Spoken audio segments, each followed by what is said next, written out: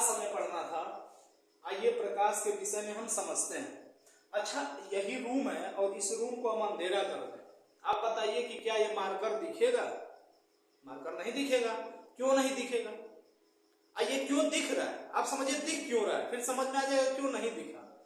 जब लाइट इस पे पड़ रहा है तो लाइट इस पे पड़ने के बाद टकरा के हमारी आंख में गया है, इसलिए दिख रहा है। सीधा फंडा क्या है, लाइट इस पे टकरा रहा है, टकरा के हमारी आंख में आ रहा है, इसलिए दिख रहा है। आप खुद सोचिए ना, ये वाला आपको दिख रहा होगा, इस पीछे वाला पोर्शन भी आपको दिख रहा है? नहीं दिख रहा है। ये वाला ही क्यों आपको दिख रहा है? क्योंकि लाइट आया तो यहां से टकरा के आपके आंख में गया तो ये आपको दिख रहा है। लाइट आई टकराई, यहां से टकरा के हमारे आंख में गया तो हमें दिख रहा है। ठीक, कुल मिला के क्या कहने का मतलब है कि जब प्रकाश की किरण किसी वस्तु पे टकरा रही है और टकरा के जब हमारे आंख में जा रही है किरण, ठीक, इस वजह से ये वस्तु दिख रहा है। अगर ये प्रकाश की किरण इस पे आए और टकरा के हमारी आंख में नहीं जाएगी तो वस्तु नहीं दिखेगा। और जब अंधेरा है तो अंधेरा है तो ना तो किरण इस पे आ रही है, ना तो टकरा रहा है, ना तो आंख में जा रहा है। इसका सीधा मतलब है कि अगर वस्तु को देखना है तो प्रकाश की जरूरत है। प्रकाश की किरण इस पे आएगा, टकराएगा, टकरा के हमारे आंख में जाएगा तो दिखेगा। इसका मतलब है कि प्रकाश किसी भी वस्तु को देखने में क्या कर रहा है? मदद कर रहा है। इसका मतलब कि वस्तु को देखना है तो प्रकाश की जरूरत है। प्रकाश रहेगा तो दिखेगा, और आंख ही सही ना रहे तब, इसका मतलब आंख भी सही रहना चाहिए। तो एक चैप्टर हम पढ़ेंगे ह्यूमन आई, ठीक, तो ये ध्यान रखेंगे कि प्रकाश के साथ साथ आपकी आंख भी सही रहनी चाहिए। तो एक चैप्टर हमें ह्यूमन आई पढ़ना है। अब समझिएगा, जब प्रकाश यहां से ऐसे चल रहा है तो चलेगा भाई, तो कैसे चल रहा है? कुछ तरीका होगा ना उसके चलने का, ठीक। तो जब ये प्रकाश चल रहा है तो यहां से जो कण है, प्रकाश जब चल रहा है तो चल आखिर कैसे रहा है?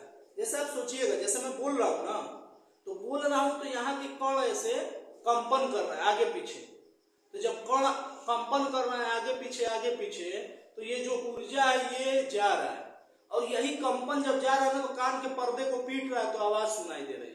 यानी जब मैं बोल रहा हूं तो कण ऐसे ऐसे कंपन कर रहा है आगे पीछे, और ऊर्जा आपके कान तक पहुंच गया। ऐसे ही जब मैं टॉर्च जला रहा हूं तो टॉर्च जलेगा तो यहाँ के कण कंपन करेंगे। कंपन कैसे करेंगे?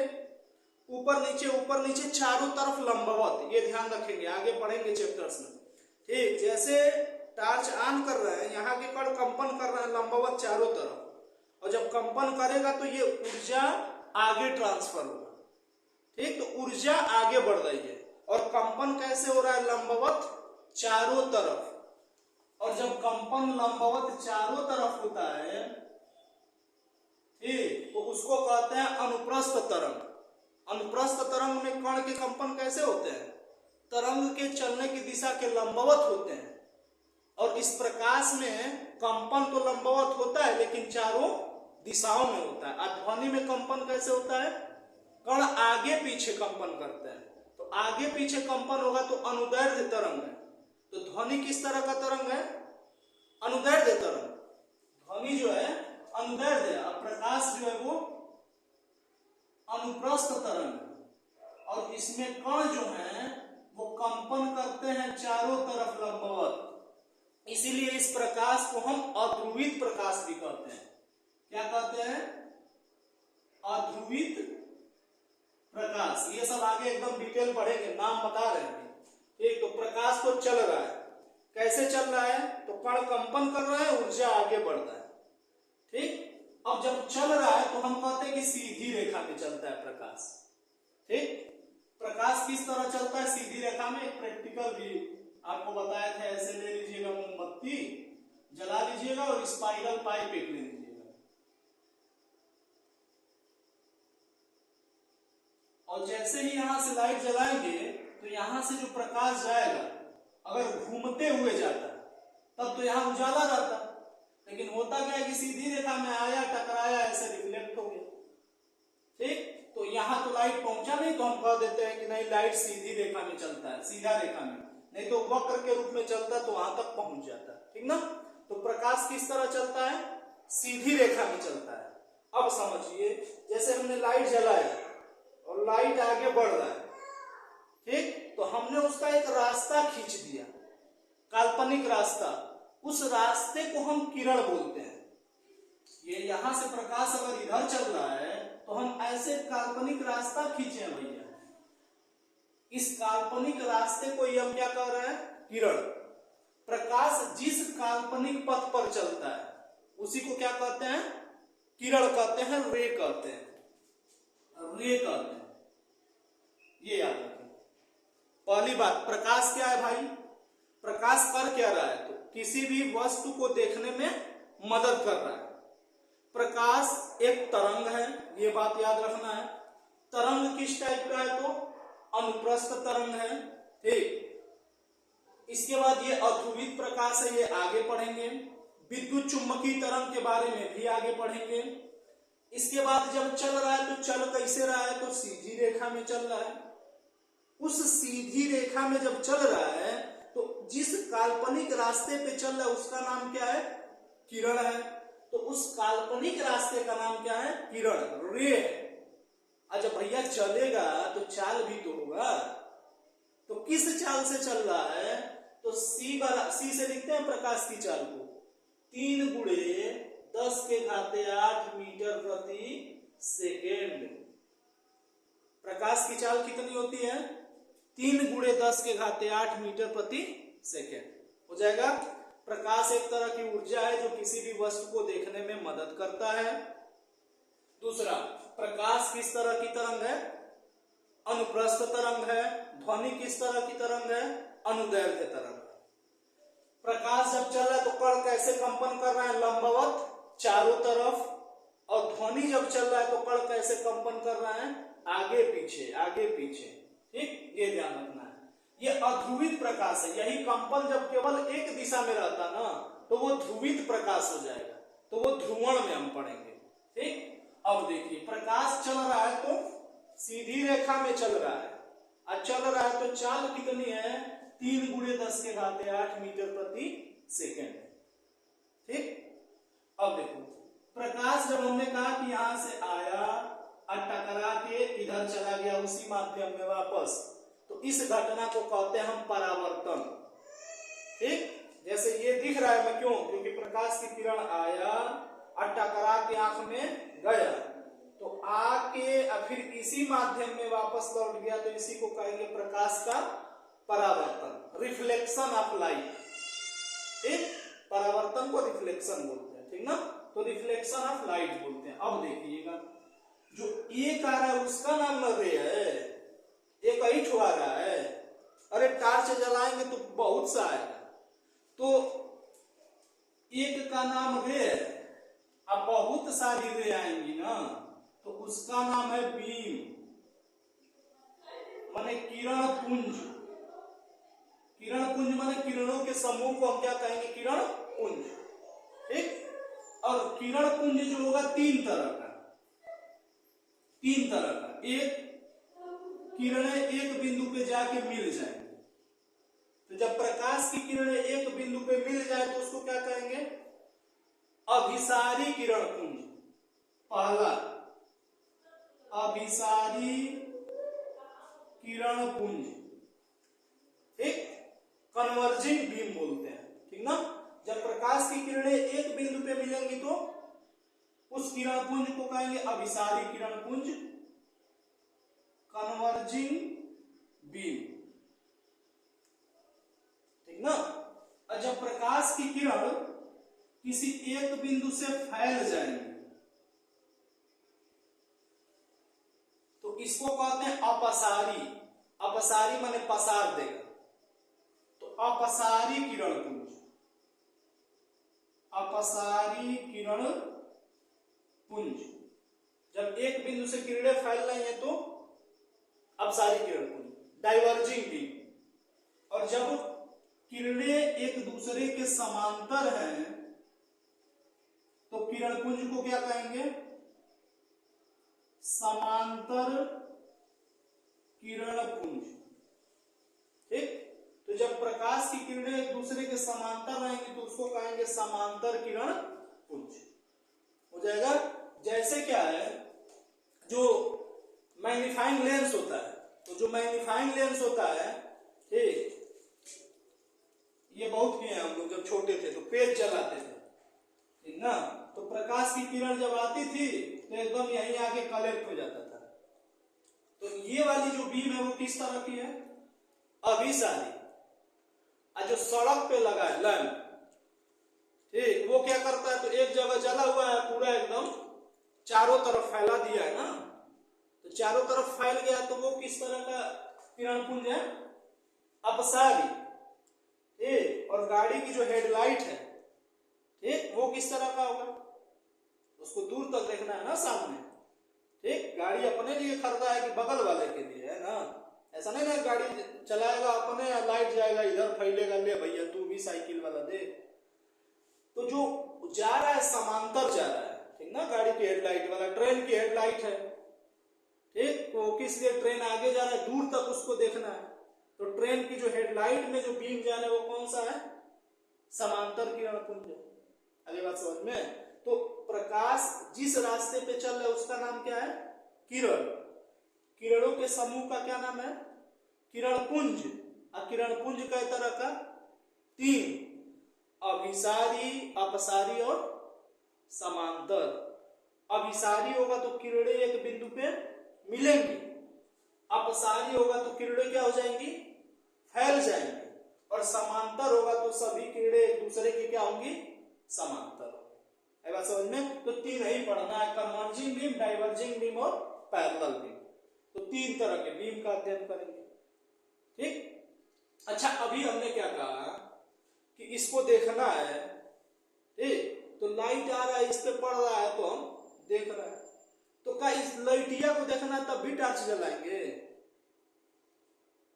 सूरज को देखना है तब भी टॉर्च जलाएंगे।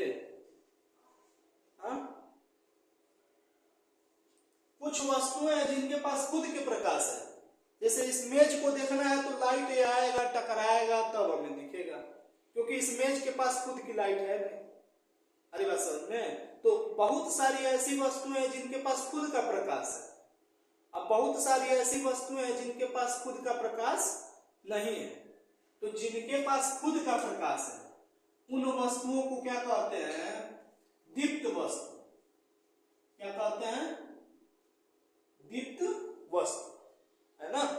और जिन वस्तुओं के पास खुद का प्रकाश नहीं उन्हें क्या कहेंगे, अदीप्त वस्तु। ठीक, जैसे ही मेज रहता तो मेज के पास खुद का प्रकाश है नहीं है, तो इसको जरूरत पड़ेगी, या तो हम बल्ब जला तो बल्ब का प्रकाश इस पे पड़ा फिर ये दिखे। अरे बात समझ में। लेकिन ये बल्ब को देखना है तो इसके पास तो खुद की लाइट है, हम डायरेक्ट इसको देख सकते हैं। अरे बात समझ में। तो दो तरह की वस्तुएं हैं, एक दीप्त वस्तु और एक अदीप्त वस्तु। दीप्त वस्तु जिनके पास खुद का प्रकाश है, ठीक, और अदीप्त वस्तु जिनके पास खुद का प्रकाश नहीं है, ये दूसरे के प्रकाश से दिखाई देते हैं।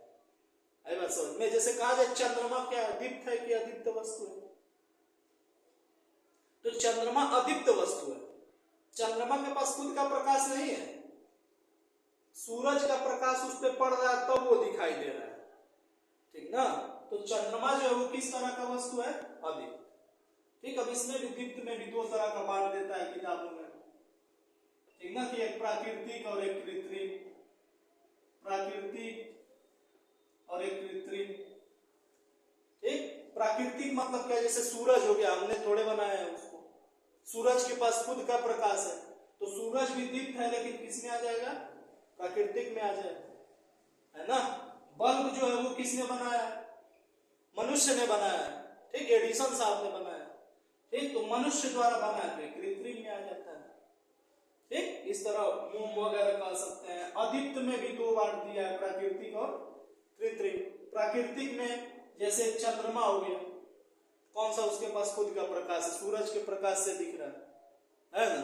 जैसे मेरे पास प्रकाश मेरे पास खुद का प्रकाश है नहीं, मैं इसके प्रकाश से दिख रहा हूं, है ना। जब ये बंद हो जाता है तो फिर लवली के प्रकाश से दिखता हूं, ठीक। तो मैं जो हूं वो किस तरह का वस्तु हूं? अदीप्त वस्तु हूं, ठीक ना। तो ये ध्यान रखना है। इसके बाद देखना पेड़ पौधा, ठीक, ये किस में आ जाएंगे? प्राकृतिक में आ जाएंगे। पहाड़ हो गया, ठीक ना, नदी हो गया, तालाब हो गया, मेज हो गया, ये कृत्रिम में आ गया, ठीक। पेन, पेंसिल, कुर्सी, ठीक ना। तो ये सब ये कॉमन सी चीजें जानते रहना, हो जाएगा ना। तो प्रकाश जिस काल्पनिक पथ पे चलता है किरण, किरणों के समूह को किरण पुंज, किरण पुंज 3 तरह का, ठीक, मिल रहा है, फैल रहा है, समांतर जा रहा है। 3 यही पूरे फिजिक्स में पढ़ेंगे, ठीक ना। ये ध्यान देना है यहाँ पे। इसके बाद ये तो ये हो गया किरण, फिर ये क्या हो गया? वस्तु, और फिर वस्तु से टकरा के जाएगा तो फिर पढ़ेंगे आंख। और ये कैसे कैसे जाएगा वही पढ़ना है, कि परावर्तित होके जा रहा है, कि अपवर्तित होके जा रहा है, कि कैसे जा रहा है। अब यही बीच के सारे चैप्टर पढ़ेंगे। तो अगर ये टकरा के उसी माध्यम मुड़ गया तो परावर्तन पढ़ लेंगे, ठीक। और जैसे यही आंख हमारा यहाँ है, ये सिक्का है, ये पानी में पड़ा है, तो प्रकाश की किरण यहाँ गई, ठीक। अब पानी से या फिर आएगा हवा में, तो थोड़ा सा रास्ता बदल के आएगा, तो हम अपवर्तन पढ़ लेंगे, ठीक। तो जब माध्यम बदलेंगे, 2 माध्यम या उससे अधिक माध्यम है, तो फिर अपवर्तन वाली बात पढ़ेंगे। एक ही माध्यम में आया और टकरा के चला गया, तो फिर परावर्तन वाली बात पढ़ लेंगे, हो जाएगा इतना, हा? अब देखना, जो हम परावर्तन कर रहे हैं, ये परावर्तन आखिर क्या है? परावर्तन, प्रकाश का परावर्तन, रिफ्लेक्शन ऑफ लाइट,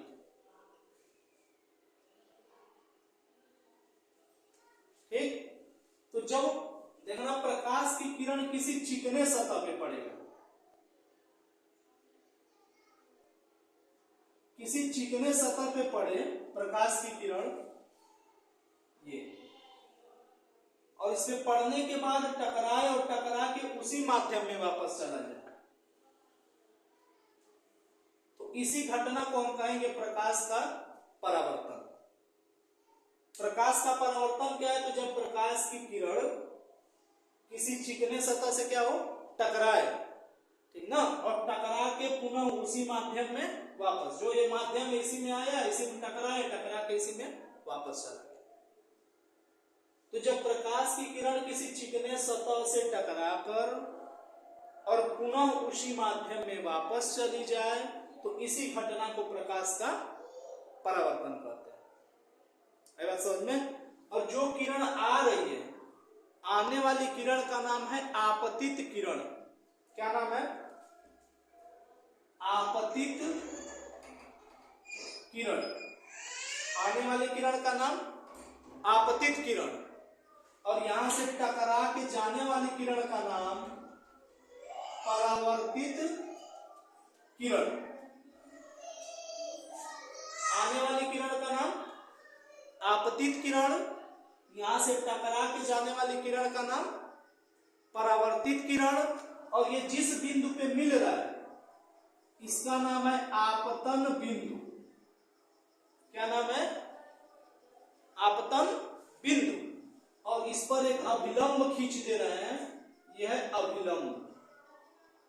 अभिलंब कहां खींचा गया है? आपतन बिंदु पर। आई बात समझ में? अब यहां थोड़ी सी एक बात समझ लेना। हमने कहा कि ये वस्तु है, वस्तु पर जब ये किरण आई है तब हमें दिखाई दिया है, ये हमने कहा ना। लेकिन खुद सोचो, अगर यहां हम दीवार खड़ा करते हैं तो दिखेगा? हा? नहीं दिखेगा ना। वस्तु पर तो किरण आया, टकरा के गया, भी आंख तक पहुंचा ही नहीं। क्यों? क्योंकि जो माध्यम रखे हैं वो कौन सा माध्यम रखे हैं? अपारदर्शी, ठीक।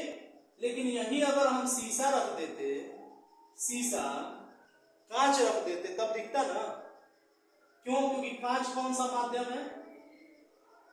पारदर्शी, तो कांच पारदर्शी माध्यम है। अभी तेल से भीगा कागज रख दे तभी दिखेगा, थोड़ा बहुत दिखेगा, थोड़ा थोड़ा। क्यों? क्योंकि तेल से भीगा कागज कैसा है? पारभासक।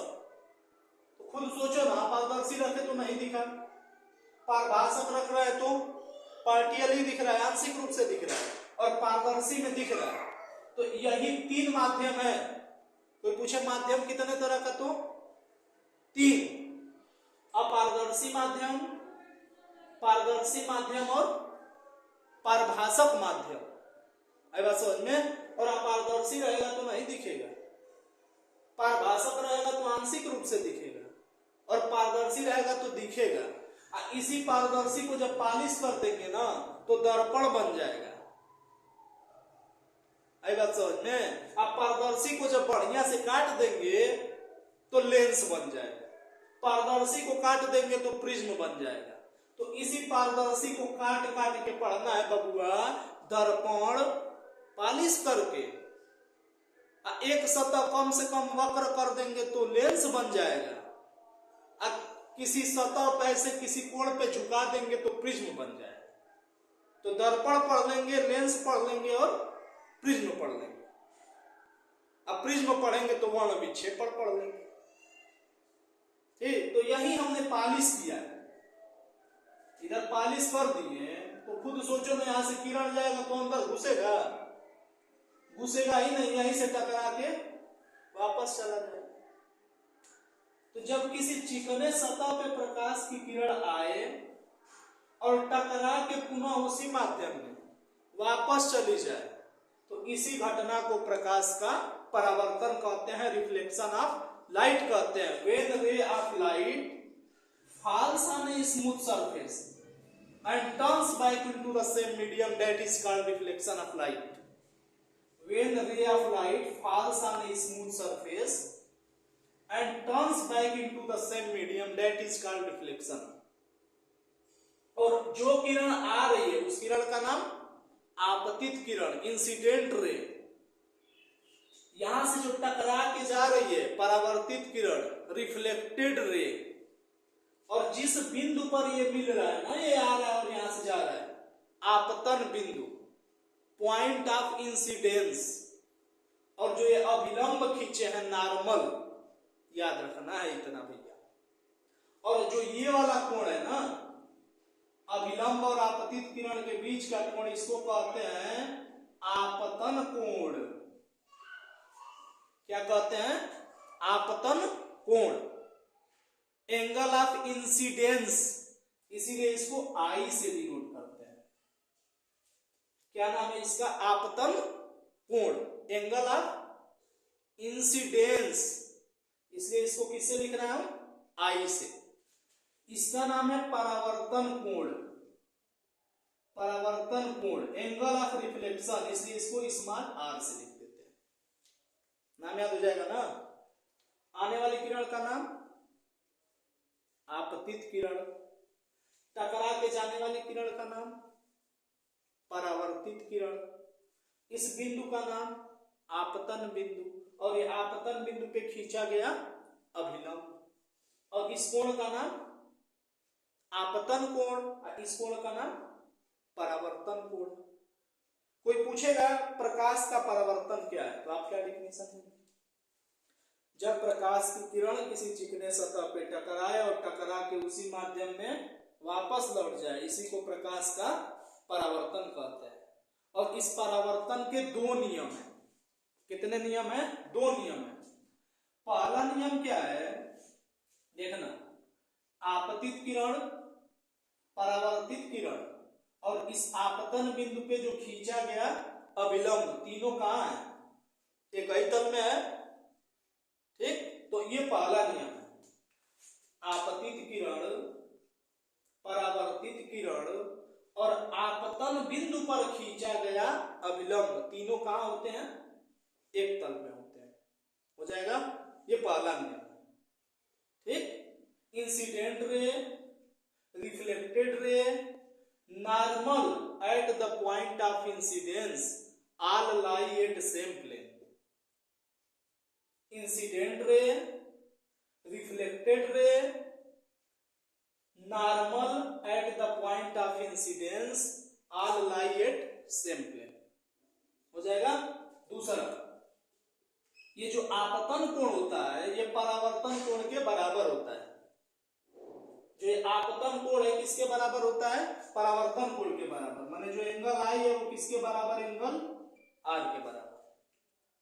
तो आपतन कोण सदैव परावर्तन कोण के बराबर होता है। ठीक, ये दूसरा नियम है। जैसे कोई कहे कि आपतन कोण 25 डिग्री है, परावर्तन कोण कितना होगा? 25 डिग्री होगा। ये कोई कहे कि आपतन कोण 18 डिग्री है, ठीक है, तुम लोग की उम्र लिख दी है 18 डिग्री, तो ये परावर्तन कोण कितना होगा? 18 डिग्री होगा। जितना आपतन कोण उतना परावर्तन कोण। अगली बात समझ में इतना? ठीक, अब समझना। अच्छा, इसको मैं अगर घटाते जाऊं,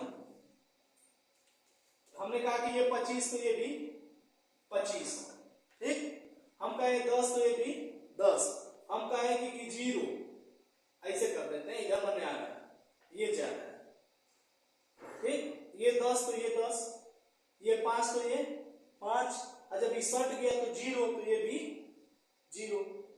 अगर बात समझ में? इसका मतलब कि अगर इस अविलंब से आएगा तो यह अविलंब से चला जाएगा।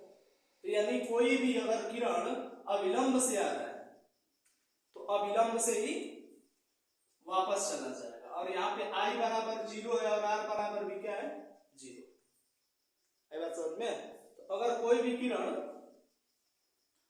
अविलंब से आएगी, अविलंब से, तो वो किरण अविलंब से ही वापस चली जाएगी। और यहाँ कोई पूछे कि I कितना है तो 0 है और R कितना है? 0। इतना नोट कर लीजिए, जानना है पूछ लीजिए।